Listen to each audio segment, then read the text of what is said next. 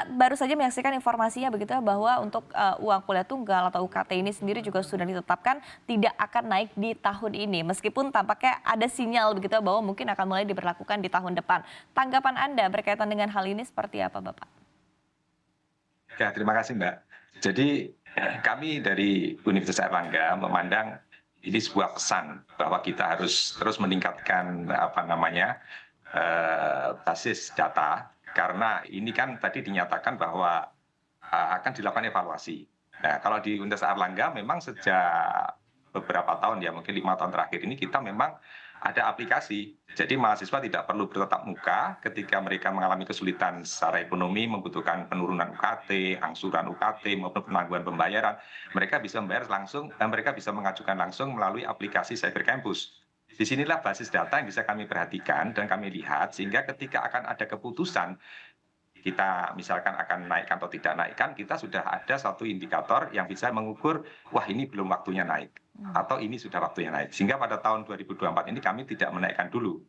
Nah, itulah yang menjadi tantangan kita ke depan, bagaimana kita makin meningkatkan akurasi di dalam berkomunikasi melalui basis data. Jika tidak menggunakan informasi yang tepat, maka kita bisa berisiko dalam pengambilan keputusan. Di lain pihak, kami juga akan terus berusaha meningkatkan pendapatan non-UKT. Karena sejatinya seluruh komponen biaya belanja untuk perguruan tinggi itu UKT hanya mungkin kalau di UNER mungkin 50% saja tidak mengcover keseluruhan karena juga ada kementerian membantu dalam bentuk BPPTNBH, bantuan pendanaan perguruan tinggi negeri badan hukum. Juga ada gaji-gaji pegawai negeri yang PNS kan dapat bantuan dari APBN. Jadi sejatinya kami itu juga mendapatkan dana selain dari UKT juga ada kerjasama maupun juga usaha-usaha UNER sendiri. Nah, itulah yang kami akan upayakan agar proporsi pendapatan non UKT kita tingkatkan agar meringankan beban masyarakat. Saya kira itu. Terima kasih.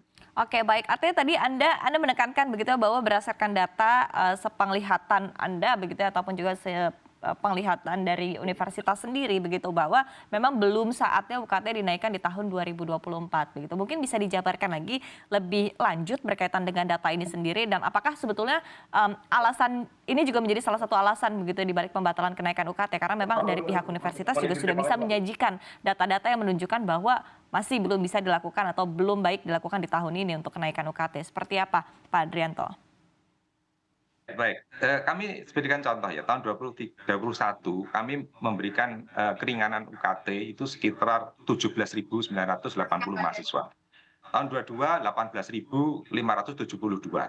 2003 ini 14.127 mahasiswa. Artinya memang mahasiswa kami itu 40 ribuan mahasiswa. Jadi kalau kami melihat pengajuan keringanan itu masih cukup signifikan. Sehingga memang alhamdulillah pemerintah juga memberikan bantuan KIP. Yang tadi saya sebutkan itu di luar KIP. Pemerintah itu memberikan KIP di UNER itu 1.500, 1.200, 1.000. Jadi per tahunnya itu sekitar 1.200-an. Itu termasuk KIP yang dari kami, yang dari pemerintah ditambah dari UNER sendiri. Jadi artinya kami itu masih melihat bahwa informasi ini akan menjadi penting untuk pengambilan keputusan universitas. Memang faktanya memang ada beberapa kondisi-kondisi yang berbeda di setiap daerah ya tentunya ini dan juga kemampuan dalam menghasilkan pendapatan itu juga akan berbeda di setiap kampus kan oleh karena itu klasifikasi kampus PTN Satker, PTN BLU, PTN BH itu juga akan menunjukkan kemampuan mereka di dalam memberikan pendanaan bagi perguruan tingginya masing-masing. Sehingga kalau di UNER kami memang memiliki satu sistem informasi yang bisa kami gunakan untuk mendetek sejauh mana kondisi-kondisi real dari mahasiswa kami. Saya kira itu. Terima kasih. Oke, baik. Dari data yang Anda jabarkan artinya lebih dari 30% mahasiswa ini mengajukan keringanan UKT begitu ya untuk tahun 2024, Pak Adrianto. Tapi ketika tampak ada sinyal begitu ya dari pemerintah, mungkin memang tidak akan diterapkan kenaikannya di tahun ini, tapi possibility adalah di tahun depan. Nah, seperti apa berkaitan dengan hal tersebut begitu ya, karena hanya selang waktu 1 tahun saja kita melihat juga kondisi perekonomian juga mungkin masih belum banyak berubah begitu dalam 1 tahun ini utamanya bagaimana dengan rencana ataupun juga wacana kenaikan di tahun depan, Pak Adrianto?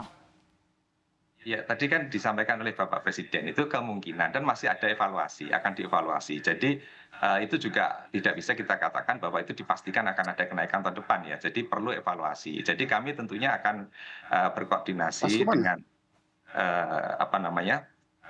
Tentunya kami dengan kementerian kan pasti selalu ada komunikasi. Oleh karena itu pada posisi ini PT NBH akan diberi kewenangan untuk juga mengelola di perguruan tinggi PT NBH. Jadi kami tentunya di satu sisi kami akan meningkatkan terus upaya-upaya terbaik untuk meningkatkan pendapatan non UKT. Di sisi lain kami juga tentunya jika ada kesulitan-kesulitan dalam konteks keuangan, kami juga tentunya akan berkoordinasi, berkomunikasi dengan pihak kementerian. Tapi sejauh ini harapan kami dengan perbaikan-perbaikan basis data dan sebagainya, sebenarnya komunikasi itu tidak hanya komunikasi by telepon, malah di UNER itu tidak pernah ketemu kalau dengan mahasiswa. Karena apa? Kalau konteksnya penurunan UKT, mahasiswa jangan dipermalukan. Mereka nggak perlu datang bawa map, minta tolong, nggak perlu. Mereka pakai aplikasi saja. Karena mereka harus dijaga harga dirinya, dignitinya, mereka calon pemimpin bangsa. Jadi di kami angka sebesar itu tidak ketemu tatap muka. Mereka hanya mengupload permohonan dan kemudian memberikan bukti-bukti yang diupload seperti surat kematian orang tua, surat pensiun, surat kondisi-kondisi yang memungkinkan untuk diturunkan, kami akan turunkan dengan basis teknologi. Baik. Itu yang memungkinkan mahasiswa itu tidak merasa segan ataupun tidak merasa malu, tapi di sisi lain kami memastikan mereka juga jujur. Ya. Sehingga kami berkomunikasi dengan pihak BEM agar mereka tetap memantau, mengawal agar kejujuran itu tetap dikedepankan. Saya kira